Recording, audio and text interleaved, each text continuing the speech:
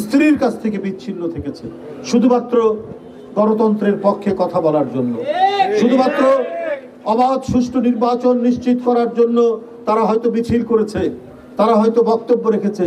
এর পরের দিন থেকে তাদেরকে খুঁজে বেড়ানো হয়েছে, তাদেরকে গ্রেপ্তার করা হয়েছে, রিমান্ডের নামে অকথ্য নির্যাতন করা হয়েছে, হাত পায়ের নখ তুলে দেওয়া হয়েছে, চোখ অন্ধ করে দেওয়া হয়েছে। 16 বছর গণতান্ত্রিক শক্তির প্রতি এই নির্মম ব্যবহার করেছে রাষ্ট্রযন্ত্র, শেখ হাসিনার রাষ্ট্রযন্ত্র। আর সোনালী ব্যাংকের টাকা, বাংলাদেশ ব্যাংকের টাকা, বেসিক ব্যাংকের টাকা সব লোপাট করে নিয়ে গেছে বিভিন্ন প্রজেক্টের নামে। পদ্মা সেতু, ফ্লাইওভার, মেট্রো রেল, কত ধরনের কাহিনী শুনিয়ে মানুষকে ধোঁকা দিয়ে এই টাকা নিয়ে তারা বাইরে আজকে অত্যন্ত, যারা পালিয়ে গেছেন তারা অত্যন্ত ফুর্তির মধ্যে দিন যাপন করছেন। প্রধানমন্ত্রী পার্শ্ববর্তী দেশে, তিনি ওখান থেকে নির্দেশ দেন, ধরে বাংলাদেশের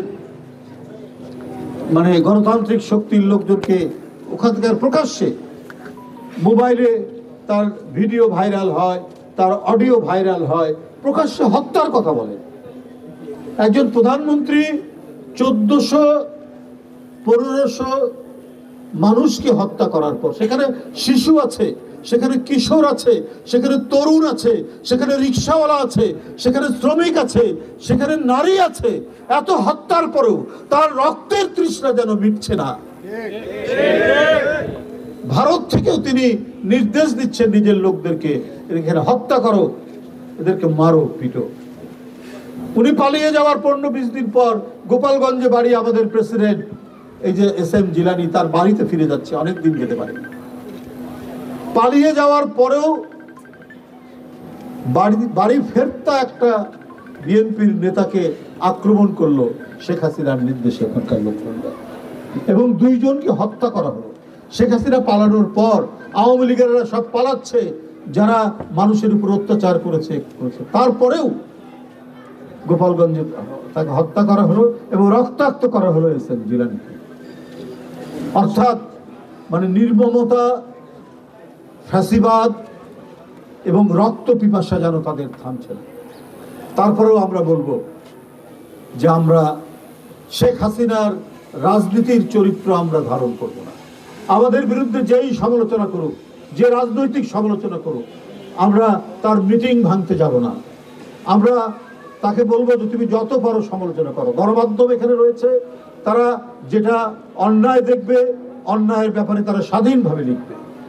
শেখ হাসিনার আমলে সাংবাদিকদের পায়ে গুলি করা হয়েছে, অসংখ্য সাংবাদিককে হত্যা করা হয়েছে। সেই যুগ যেন ফিরে না আসে। আপনারা আমাদের অন্যায় দেখলে, আপনারা আমাদের কোনো কথায় আহত হলে আপনারা স্বাধীনভাবে আমাদের সমালোচনা করবেন। আমরা যখন হরতাল দিতাম, মোড়ে মোড়ে দেখতাম অস্ত্র শস্ত্র নিয়ে আওয়ামী লীগের পান্ডারা বসে থাকতো, যুবলীগ, ছাত্রলীগ। আমরা সেটা করব না কখনোই। অন্যের রাজনৈতিক অধিকার প্রয়োগ করার ক্ষেত্রে আমরা কখনোই সেখানে বাধা হয়ে দাঁড়াবো না। গণতন্ত্রে প্রত্যেকের মত প্রকাশ করার স্বাধীনতা আছে। আমরা সেই বাংলাদেশ চাই যে বাংলাদেশের চেহারা, মুখমণ্ডল হচ্ছে গণতান্ত্রিক। এখানে প্রত্যেকটি মানুষের ভাই।